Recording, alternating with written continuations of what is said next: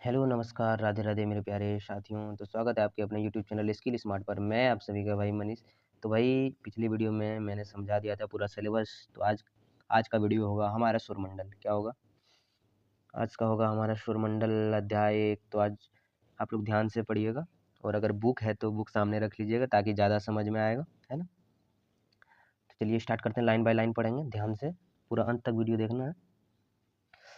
चलिए स्टार्ट करते हैं। गोविंद नाम का एक लड़का है, देखिए पिताजी से क्या बोल रहा हूँ। गोविंद पिताजी के साथ रात में छत पर लेटा हुआ आकाश की ओर देख रहा था।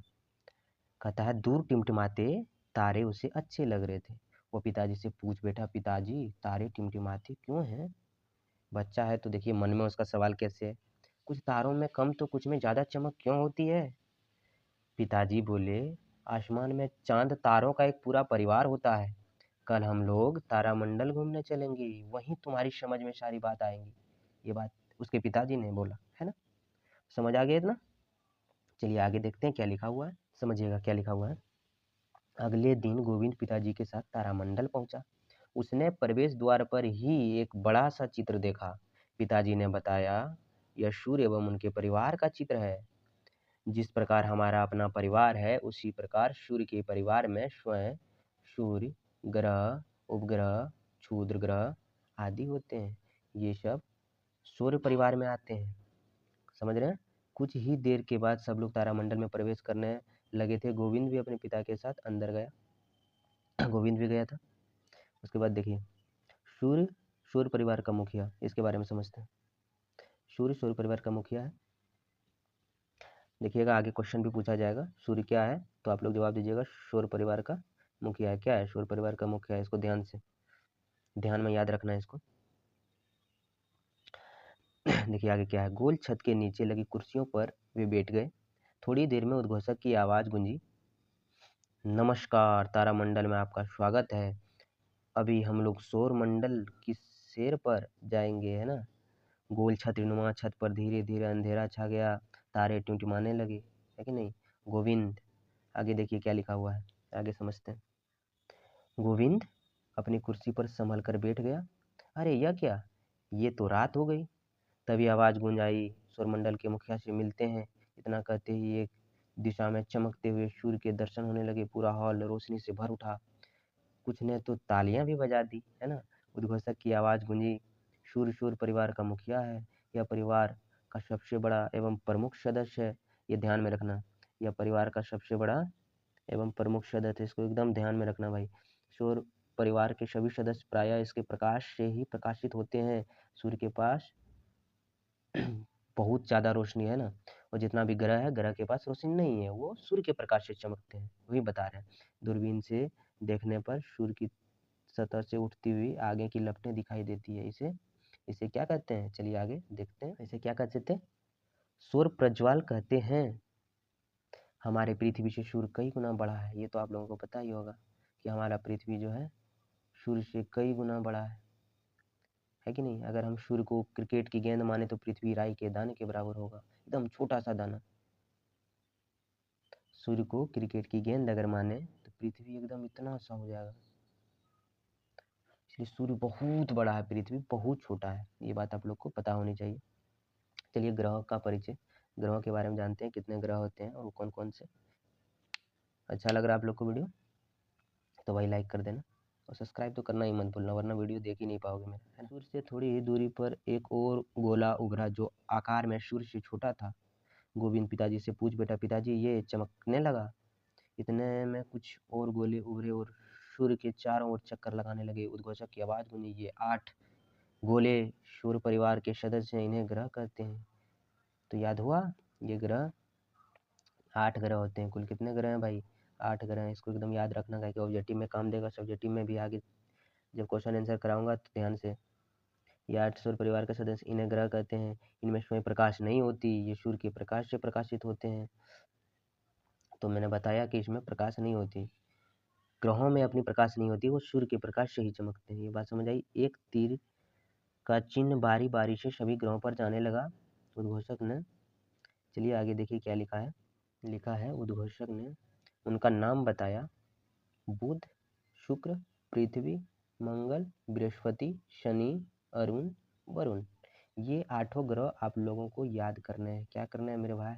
याद करना है इसको। पूरे अच्छे तरीके से याद कर लेना, बहुत ज़रूरी है। VVI ये बहुत इम्पोर्टेंट है। तो आगे देखिए क्या लिखा है। उद्घोषक ने पुनः बताया कि तीर जिस गोले पर देखा जा रहा है वह सूर्य के सबसे निकट बुध ग्रह है, इसलिए उसमें अधिक चमक है। तीर का निशान एक लाल गोले की ओर इशारा करने लगा। उद्घोषक ने बताया यह मंगल ग्रह है। लाल रंग के होने के कारण इसे लाल ग्रह भी कहते हैं। मंगल को कौन सा ग्रह कहते हैं, ये बात भी याद रखना मेरे भाई। जो मैं VVI कर रहा हूँ उसको एकदम याद रखना है। लाल ग्रह, लाल ग्रह कौन? मंगल। चलिए इस चित्र के माध्यम से आपको पूरा ग्रह को समझा देता हूँ। 8 ग्रह वो कौन कौन से हैं।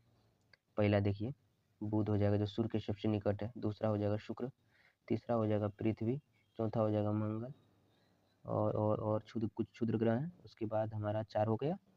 पाँचवा हो जाएगा बृहस्पति। छठा हो जाएगा शनि। सातवां हो जाएगा अरुण। और 8वां हो जाएगा वरुण। ये बात आपको याद रखना है। 8 ग्रह कहाँ कहाँ और कैसे कैसे होते हैं। सबसे ज़्यादा नज़दीक सूर्य के बुध और सबसे ज़्यादा दूर हो जाएगा, देखिए सबसे ज़्यादा नज़दीक बुध हो जाएगा, सबसे दूरी पर सूर्य से सबसे दूरी पर वरुण हो जाएगा। ये बात को भी याद रखना आपको। चलिए अच्छा है, लगता समझ आ गया आप लोगों को। चलिए देखिए क्या है आगे। सभी ग्रह एक निश्चित दूरी बनाकर सूर्य के चारों ओर घूम रहे थे। गोविंद के पिता ने कहा, गौर से देखो, 2 ग्रह ऐसे भी हैं जो अन्य ग्रहों के घूमने की दिशा में ना घूमकर उल्टी दिशा में घूम रहे। 2 ग्रह ऐसे भी हैं जो और सब ग्रहों के विपरीत दिशा में घूर रहे हैं। तभी उद्घोषणा हुई। क्या हुई? उद्घोषणा हुई। सभी ग्रह सूर्य का चक्कर लगाते हैं। शनि के चारों ओर छल्ले को देखकर उन्होंने बताया कि यह एकमात्र ग्रह है जिसके चारों ओर छल्ले हैं। समझ आ गया? शनि है जो उसके चारों ओर क्या पाए जाते हैं? छल्ले पाए जाते हैं। प्लूटो जिसकी गणना पहले ग्रह के रूप में होती थी, उसे अब क्षुद्र ग्रह की संज्ञा दे दी गई है। प्लूटो भी एक ग्रह था, कुल 9 ग्रह हो जाता, इसलिए प्लूटो को हटा दिया गया। प्लूटो क्या है अब? वो क्षुद्र ग्रह बन गया। जो आपको बता रहा था कि एक क्षुद्र ग्रह भी है साइड में, तो प्लूटो क्या हो गया? क्षुद्र ग्रह बन गया। चलिए आगे देखते हैं। आगे था आसमान में टिमटिमाते तारे। इसको हम लोग पढ़ते हैं ध्यान से। कहता है, अचानक छतरी नुमा आकाश का रंग बदला। अब सूर्य और ग्रहों की जगह तारे टिमटिमाने लगे, है ना। गोविंद यह देखकर दंग था। तभी आवाज गूंजी, तारों का अपना प्रकाश होता है। चूंकि ये तारे हमसे काफी दूरी पर हैं, हमसे काफी दूरी पर हैं तारे, है ना, इसलिए हमें टिमटिमाते हुए नजर आते हैं। अब गोविंद को अपने प्रश्नों का उत्तर मिल चुका था। इनमें से कुछ तारे तो सूर्य से भी बड़े हैं। सूर्य भी तो एक तारा ही है, लेकिन यह पृथ्वी से काफी नजदीक प्रतीत होता है, परंतु वास्तव में यह पृथ्वी से बहुत दूर है। इसका प्रकाश हम तक लगभग 8 मिनट में ही पहुंचता है ना। सूर्य के बाद सबसे नजदीक के तारे का प्रकाश पृथ्वी तक पहुंचने में लगभग 4 वर्ष लगता है। ये बात को आप लोग याद रखिएगा, है ना। देखिए VVI इसमें कौन कौन सा? सूर्य भी एक तारा है, ये VVI है, इसको एकदम याद करना है ना। इसका प्रकाश लगभग 8 मिनट में ही पहुंच जाता है। पृथ्वी पर सूर्य का प्रकाश कितने मिनट में पहुंच जाता है, ये याद रखना आपको, 8 मिनट में पहुंचता है ना। ये सब VVI है, इसको आपको याद करना है। चलिए आगे बढ़िए, आगे चलते हैं। आगे और क्या है? पृथ्वी हमारा घर, पृथ्वी हमारा घर, इसके बारे में क्या लिखा गया है समझते हैं। अब गोविंद को तारों का रस समझ में आने लगा था। तभी उद्घोषक ने कहा, चलिए अब अपनी धरती की ओर चले, है ना। अब धरती पर चला। गोविंद चौंका, अरे हम धरती पर ही तो हैं। वो तो उसको लग रहा था कि हम तो धरती पर ही हैं। छतरीनुमा आसमान पर गोल आकृति उभरने लगी, उसमें कई रंग के धब्बे दिखने लगे। उद्घोषक ने बताया, यही है हमारी पृथ्वी जिस पर हम रहते हैं। उसने क्या बताया? यही है हमारी पृथ्वी जिस पर हम रहते हैं। यही वो एकमात्र ग्रह है जहाँ जीवन मिलता है, क्योंकि यहाँ जल एवं जीवन के लिए आवश्यक गैसें मौजूद है। यहाँ क्या है? यहाँ जल एवं जीवन के लिए आवश्यक गैस मौजूद है, तभी हम लोग यहाँ जीवित रह पाते हैं। और आप लोग कमेंट में बताइएगा, क्या ऑक्सीजन के बिना क्या हम लोग जीवित रह सकते हैं क्या? नहीं। अंतरिक्ष से देखने पर पृथ्वी नीला नजर आता है। ऐसा इसलिए है क्योंकि वायुमंडल में प्रकाश की किरणें परिवर्तित होती है तथा समुद्र की सतह से नीले रंग का परावर्तन सर्वाधिक होता है। क्योंकि पृथ्वी 71% भूभाग जल से घिरा है तथा मात्र 29% स्थल है, अतएव जल भाग के अधिक रहने के कारण प्रकाश का परावर्तन अधिक होता है, जिससे यह नीला ग्रह दिखाई देता है। ये क्वेश्चन आपको एकदम याद रखना है। कौन क्वेश्चन? ये क्वेश्चन। पृथ्वी का 71% भूभाग पर जल है, उसके बाद 29% पर स्थल है ना। ये बातें आपको एकदम याद रखनी है। बहुत भी आई है, भी आई है बाबू, इसको तो एकदम याद ही रखना है ना। चलिए आगे देखिए, आगे समझते हैं। पृथ्वी को कौन सा ग्रह कहते हैं, ये भी याद रखना है। पृथ्वी को कौन सा ग्रह कहते हैं? नीला ग्रह, है ना। चलिए आगे समझते हैं। चलिए अब उपग्रहों की शेयर करते हैं हम लोग, है ना। उपग्रहों पे घूमते हैं। क्या करते हैं? उपग्रहों पे घूमेंगे। चलिए उपग्रहों को जानेंगे ढंग से, क्या लिखा गया उपग्रहों के बारे में, तो लाइन बाय लाइन पढ़ेंगे, आप लोग ध्यान दीजिएगा। उद्घोषक ने बताया, ग्रहों के अलावा सौर परिवार में उपग्रह भी होते हैं। गोलाकार छत पर सभी ग्रह उभर आए। कुछ ग्रहों के इर्द गिर्द कुछ गोल पिंड घूमते नजर आ रहे हैं। पृथ्वी के चारों ओर एक पिंड घूम रहा है। देखिए, ध्यान से देखिए, एक आवाज गूंजी कि ध्यान से देखिए, यही है चांद। यह पृथ्वी का एकमात्र उपग्रह है। चांद क्या है? पृथ्वी का एक मात्र उपग्रह। पृथ्वी का एक ही उपग्रह है, वो है चांद। वो है वो है भाई चंद्रमा, है ना। चंद्रमा तो आप लोग याद रखना। चंद्रमा क्या है? पृथ्वी का एक, केवल एक ही उपग्रह है, वो है चांद। वही वाला चांद सा रोशन चेहरा, वही वाला। सही सोच रहे हैं आप लोग, है ना। चलिए आगे बढ़ते हैं। चंद्रमा पृथ्वी के बहुत नज़दीक होने के कारण इतना बड़ा दिखाई देता है। चंद्रमा का प्रकाश पृथ्वी पर लगभग 1.25 सेकंड में पहुंचता है ना।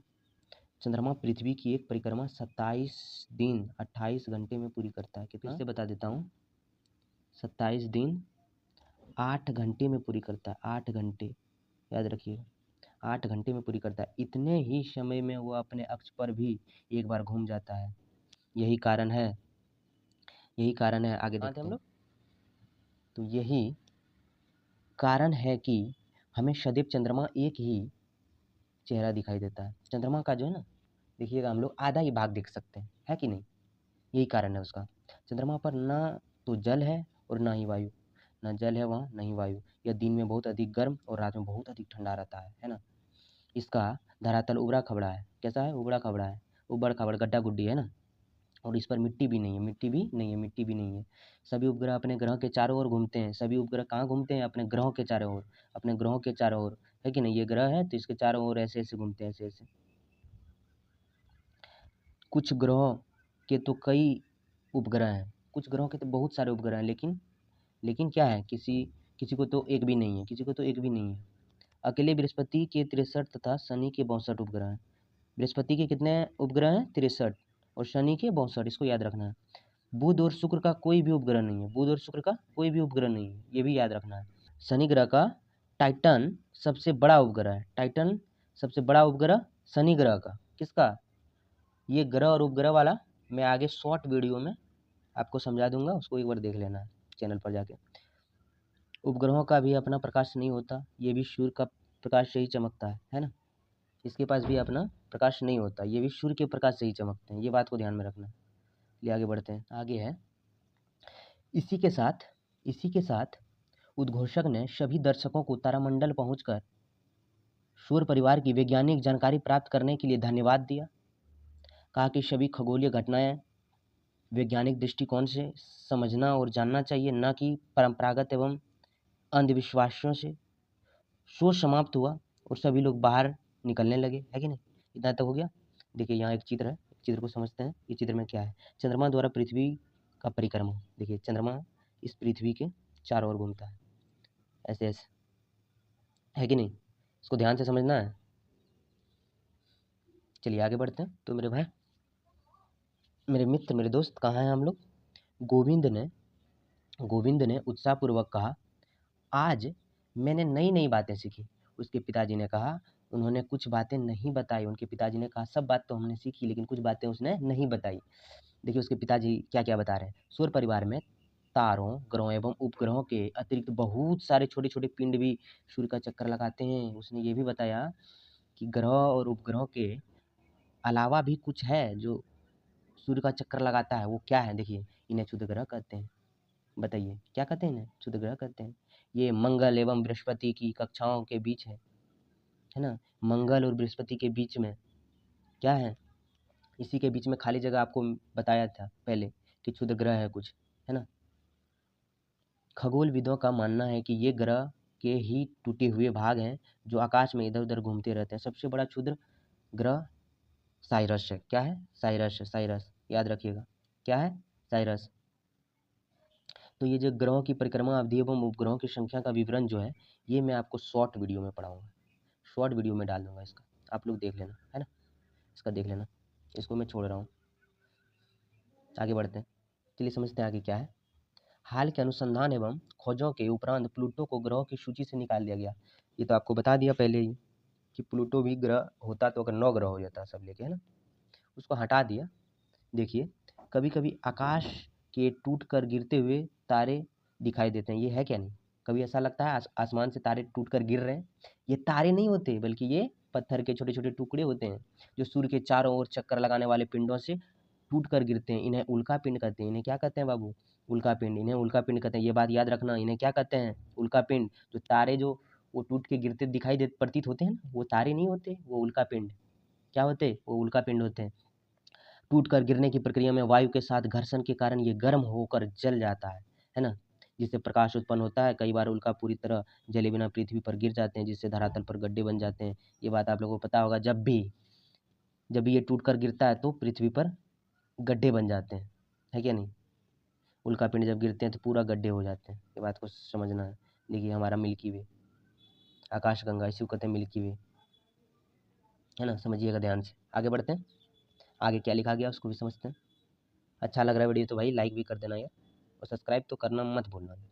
आगे बढ़ते हैं, आगे है आकाशगंगा तारों की नदी। आकाशगंगा तारों की नदी, इसके बारे में समझते हैं क्या लिखा गया है।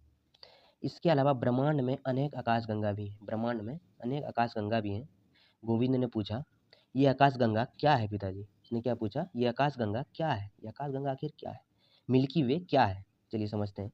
खुले आकाश में समझते हैं। खुले आकाश में कहीं कहीं रास्ते की तरह दूर तक असंख्य तारों की फैली चौड़ी सफेद चमकदार पट्टी होती है। इसकी कल्पना आकाश में प्रकाश की एक बहती नदी की तरह की गई है। इसे आकाशगंगा कहते हैं। इसको याद रखना आपको, बस। आकाशगंगा किसे कहते हैं, ये आपका है ना, ये आपका क्वेश्चन में होगा, शॉर्ट क्वेश्चन में मैं आप लोग को बताऊंगा अच्छे से। चलिए आगे बढ़ते हैं, आगे है सप्तऋषि तारों का समूह। सप्तऋषि तारों का समूह आखिर ये क्या है, इसको समझते हैं, ध्यान से समझते हैं इसको। गोविंद, जब रात में तुम देखोगे तो उत्तर दिशा में 7 तारों का एक समूह नजर आएगा। ये एकदम याद रखना, 7 तारों के समूह को, 7 तारों के समूह को सप्तऋषि तारा कहते हैं। कौन सा तारा? सप्तऋषि तारा। ये पूछा गया है ना, इसको ध्यान में रखना है, ये क्वेश्चन में आपका। जिसे सप्तऋषि के नाम से जाना जाता है। भारतीय विद्वानों ने इसका नामकरण ऋषियों के नाम पर किया है, जो इस प्रकार है। देखिए, ऋषियों के नाम पे ये सब रखा गया है। विद्वान ऋषि हैं, उसी के नाम पे। देखिए क्या क्या है, ऋतु, पुल, पुलतश, अत्रि, विशिष्ट, अंगिरा, मिरिचि, है ना। यूनानी ग्रंथों में इसे अल्फा, बीटा, गामा, डेल्टा, है ना, एपिसिलोन, एटा एवं जेटा कहा जाता है ना। कौन सा भाषा में? यूनानी भाषा में। समझते हैं हम लोग, 2 प्रकार से दिया गया, हम लोग को कोई भी याद रखना है, कोई दिक्कत नहीं है इसे, है कि नहीं। ऋतु एवं पुलक को मिलने वाली रेखा उत्तर दिशा का सूचक है। ऋतु एवं पुलक को मिलने वाली रेखा उत्तर दिशा की सूचक है, इसको समझना है। आगे बढ़ते हैं, तो चलिए भाई लास्ट पेज, इसको ध्यान से समझते हैं। ध्रुव तारा। क्या ध्रुव तारा? यह एक स्थिर तारा है। यह उत्तरी गोलार्ध में पृथ्वी के उत्तरी अक्ष पर अवस्थित है। विषुवत रेखा पर किसी भी स्थान से देखने पर ध्रुव तारा क्षितिज पर दिखाई पड़ता है, परंतु ज्यों ज्यों हम ध्रुव की ओर बढ़ते हैं, क्षितिज उसकी ऊंचाई बढ़ने लगती है ना, क्षितिज की ऊंचाई बढ़ने लगती है। क्षितिज से ध्रुव तारे की ऊंचाई जितनी डिग्री होगी, उस स्थान का अक्षांश भी उतना ही डिग्री होगा। यह हमेशा उत्तरी दिशा में दिखता है। इसलिए प्राचीन काल से ही नाविकों को समुद्र में उत्तर दिशा का ज्ञान करवाता है ना। समझिएगा इस बात को। चलिए आगे। तारों के कई विशेष समूह हैं। जब पृथ्वी सूर्य की परिक्रमा करती है तो सूर्य विभिन्न तारा समूहों के बीच नजर आता है। ऐसे समूहों की संख्या 12 है। इन्हें हम राशि भी कहते हैं। इन राशियों में जो तारे हैं वे किसी न किसी आकृति की तरह नजर आते हैं, है ना। उन्हीं आकृतियों के नाम पर इन राशियों के नाम दिए गए हैं। राशि याद रखना है। राशि कितने होते हैं? देखिए, मेष, वृष, मिथुन, कर्क, सिंह, कन्या, तुला, वृश्चिक, धनु, मकर, कुंभ, मीन। राशि कितना है? 12 राशि हैं। 12 राशि याद रखना एकदम भाई, बहुत इंपॉर्टेंट है। आगे समझते हैं, चलिए। कहता है पृथ्वी के चारों ओर विभिन्न तारों का समुदाय है जिनकी संख्या 27 है। नक्षत्र कितने होते हैं ये बताइए। नक्षत्र नक्षत्र नक्षत्र कितने होते हैं? नक्षत्र होते हैं 27, 27 नक्षत्र 27 होते हैं, ये बात याद रखना। चलिए आगे क्या बताया गया है। पृथ्वी के चारों ओर विभिन्न तारों का समुदाय है जिनकी संख्या 27 है। चांद को पृथ्वी की परिक्रमा करने के दौरान किसी न किसी तारों के इन समूहों के सामने से गुजरना पड़ता है। इन तारों के समूह को नक्षत्र कहते हैं ना। नक्षत्र का परिभाषा याद रखिएगा, नक्षत्र किसे कहते हैं ना। ये नक्षत्र इस प्रकार है। नक्षत्र 27 नक्षत्र इसमें दिया गया है। कितना? 27 गो नक्षत्र है, 27 दिया गया है। तो बारी बारी से एक बार पढ़ देते हैं और शॉर्ट वीडियो में एक बार जाके देख लीजिएगा। शॉर्ट वीडियो में भी मैं ढंग से इसको समझा दूंगा एक बार, है कि नहीं। चलिए आगे बढ़ते हैं। चलिए इसको समझते हैं कौन कौन है। अश्विनी, भरणी, कृतिका, रोहिणी, मृगशिरा, अद्रा, पुनवर्षु, पूष, श्लेषा, मघा, पूर्वा फाल्गुनी, उत्तरा फाल्गुनी, हस्त जिसको हथिया कहते हैं, चित्रा, स्वाति, विशाखा, अनुराधा, ज्येष्ठ, मूल, पूर्वाषाढ़, उत्तराषाढ़, श्रावण, घनिष्ठा, शतभिषा, पूर्व भाद्रपद, उत्तरा भाद्रपद एवं रेवती। इतना है। ये 27 याद रखना है। कितना है? 27, ये याद रखना है। 27 याद रखना। पृथ्वी इनमें से प्रत्येक नक्षत्र को 14 दिनों में पार करती है। एक नक्षत्र को पार करने में 14 दिन लगता है ना, इसलिए नक्षत्रों की अवधि 14 दिन ही होती है। नक्षत्रों की अवधि कितनी होती है? 14 दिन। ज्योतिषी के विद्वान है तो समझ आ गया, इसलिए नक्षत्रों की अवधि 14 दिनों की होती है। ज्योतिषी के विद्वान मानते हैं कि नक्षत्र और मौसम में गहरा संबंध है। एक नक्षत्र में मौसम की दशा देखकर दूसरे नक्षत्र में मौसम का पूर्वानुमान भारतीय ज्योतिषी की परंपरा रही है। वो बता देते हैं, है क्या नहीं, वो मौसम का अनुमान कर देते हैं नक्षत्र देखकर। आज गोविंद को ब्रह्मांड की विशालता एवं रहस्यों का पता लगा। उसे नई नई जानकारियाँ मिली। वो काफ़ी खुशी खुशी घर लौट रहा था। शायद आप लोग को भी नई नई जानकारियाँ मिली, है क्या नहीं भाई। न्यू जानकारी मिला आप लोगों को। कैसा लगा यह वीडियो? कैसा लगा? यह पूरा चैप्टर समाप्त हो गया मेरे भाई। द एंड हो गया ये चैप्टर। आप लोग को समझ आया? समझ आया तो एक एक कमेंट करना मेरे भाई, एक एक कमेंट करना मेरे भाई। अगर आपको पीडीएफ चाहिए, डेली नोटिफिकेशन चाहिए, पीडीएफ के लिए आप मेरे व्हाट्सअप चैनल पर जुड़ जाना मेरे भाई। व्हाट्सअप चैनल पर जुड़ जाना, है क्या नहीं। व्हाट्सअप चैनल पे है एक मेरा चैनल, उस पर जुड़ जाना ताकि मैं आपको पीडीएफ दे सकूँ, नोटिफिकेशन डाल सकूँ कि ये वीडियो कब आएगा, वो वीडियो कब आएगा, है क्या नहीं। और पिछला वीडियो अगर नहीं देखे हैं तो जाके देख लेना, मैं पूरा सिलेबस डिस्कशन किया हूँ अच्छे से। धन्यवाद साथियों, मिलते हैं किसी नेक्स्ट वीडियो में।